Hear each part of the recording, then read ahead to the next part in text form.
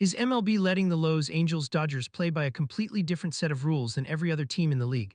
That is not a rhetorical question. There is an actual rule in Major League Baseball, a rule that critics say was designed around one player on one team that gives the Dodgers an extra roster spot that no other team in the league currently benefits from. One manager called it the most bizarre rule for one team in the sport. And when a manager in a competing league uses language like that, it is worth slowing down, looking at the facts, and deciding for yourself whether this is a legitimate competitive concern or whether people are simply struggling to find anything to complain about when it comes to a team that already has everything. Before we even get to Shohei Ohtani and the rules surrounding him, let us establish exactly where the Los Angeles Dodgers stand in Major League Baseball right now, because the context matters enormously here. The Dodgers are, by virtually every measurable standard, the most powerful franchise in the sport. They are the biggest spenders in the league, consistently operating with a payroll that dwarfs most of their competition. They are back-to-back World Series champions, having won the title in 2024 and defending that crown with the same core that carried them to the top. They operate the largest analytics and scouting department in baseball, a machine built to find inefficiencies, exploit market advantages, and construct rosters more precisely than any other organization. Their financial strategy is just as sophisticated as their on-field one. The Dodgers famously use contract deferral strategies, spreading out payments on massive contracts to manage their luxury tax obligations. This allows them to spend enormous amounts of money while minimizing the financial penalties that are supposed to level the playing field. They have cultivated the best reputation among free agents across the sport, meaning that when the biggest names in baseball hit the open market, the Dodgers are almost always the first call and often the final destination.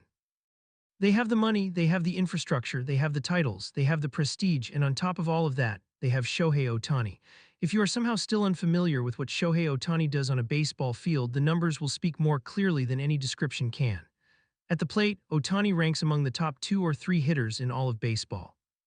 His combination of contact rate, exit velocity on base percentage, and raw power output places him in a category shared with almost nobody else in the game.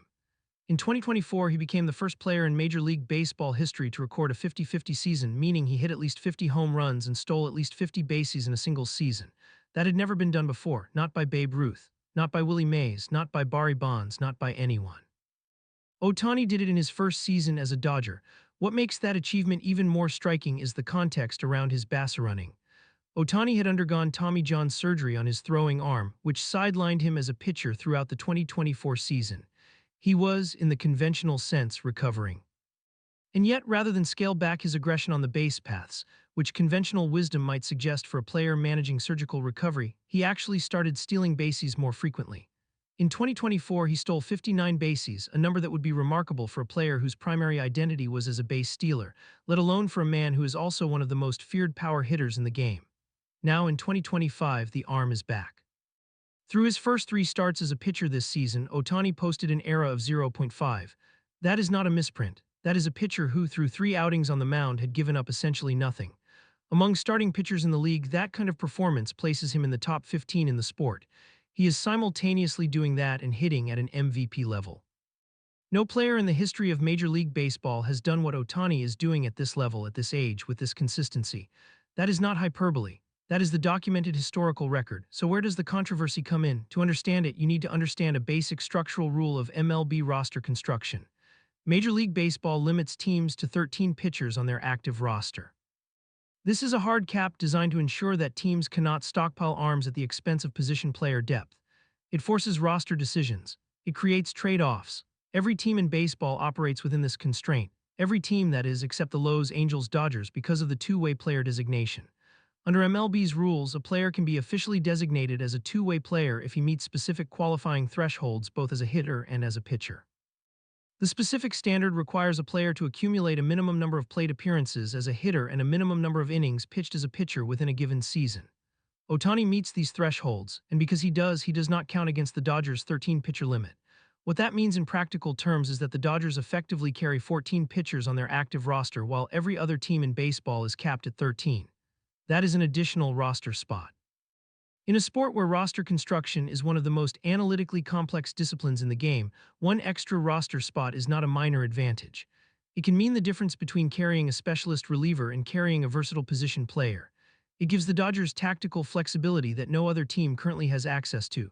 Craig Counsell, the manager of the Chicago Cubs, became the most prominent voice to call this out publicly. His words were direct. It's the most bizarre rule for one team. He continued, there's not another player like that, but one team gets different rules. Counsell's complaint is specific and structural. He's not saying Ohtani cheats. He's not saying the Dodgers have done anything wrong.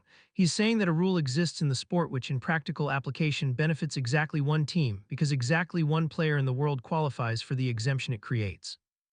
And that player plays for the Los Angeles Dodgers. That argument ignited a league-wide conversation. Other managers, executives, and analysts weighed in. The question became unavoidable. Is this rule a fair acknowledgement of a genuinely unprecedented talent, or is it a structural loophole that gives baseball's richest, most dominant franchise yet another competitive edge? The counterarguments to Counsell's position are real and they deserve to be taken seriously. Counter-argument number 1, the two-way player rule did not originate with the Dodgers. The rule was created when Shohei Ohtani was a member of the Los Angeles Angels. The Angels were not a World Series contender. They were not the league's biggest spenders. The rule was designed to acknowledge an unprecedented situation, a player who genuinely performs at a qualifying level on both sides of the ball, and it applied to Ohtani regardless of what uniform he was wearing. The fact that Ohtani later signed with the Dodgers does not mean the rule was built for the Dodgers. The rule followed the player, not the franchise. Counter-argument number 2, any team in baseball can take advantage of the two-way player rule. The rule does not say Los Angeles Dodgers only. It says that any player who meets the qualifying thresholds for plate appearances and innings pitched receives the designation. The rule is open to every organization in the sport. Craig Counsell's own Cubs were used as an illustrative example here. Pete "Crow" Armstrong, the Cubs' talented young outfielder, is an athlete with legitimate physical tools. Theoretically, the Cubs could put him on the mound and attempt to qualify him as a two-way player, which would give Chicago the same roster exemption.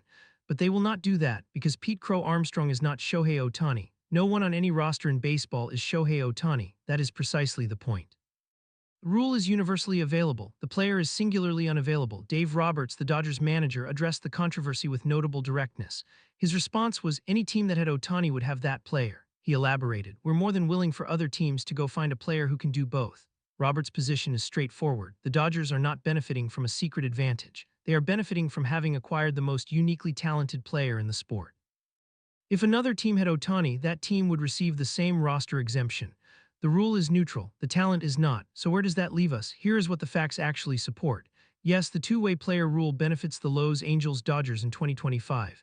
It gives them access to a 14th pitcher on their active roster while every other team in the league is capped at 13. That is a real, measurable, structural advantage that exists in the current competitive landscape of Major League Baseball. Also, yes, the rule is not exclusive to the Dodgers. It was not written for the Dodgers.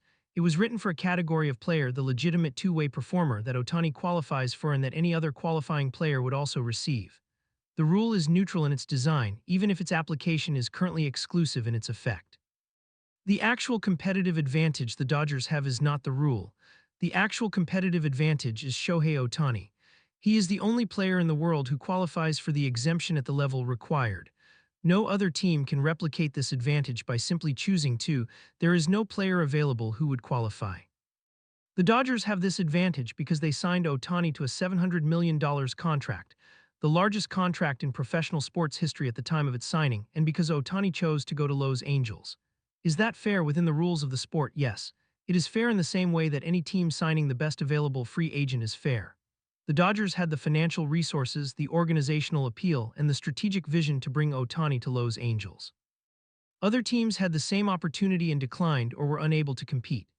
As for Craig Counsell's complaints, are they sour grapes or a valid concern? They are, in fairness, both. His underlying structural point that a rule currently produces an outcome that benefits only one team is factually accurate. His frustration is understandable, but the resolution to that problem, if it is a problem, is not to remove the rule. It is either to accept that unprecedented talent produces unprecedented situations, or to find a way to produce a player who qualifies for the same exemption. The Dodgers did not make the rule. They did not lobby for it while Ohtani was on the Angels.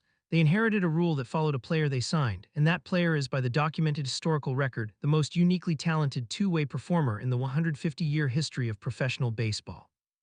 So here is the question worth sitting with. Is it the rule that's the problem, or is Shohei Ohtani just that good? Because right now, through 3 pitching starts and another season of elite hitting and baser running, the evidence points overwhelmingly toward the second option. The rule exists because no one knew what to do with a player like Ohtani when he arrived. And in 2025, with an era of 0.5 on the mound and a 50-50 season already in his back pocket, the sport still does not quite know what to do with him. The Dodgers, however, seem to have figured it out.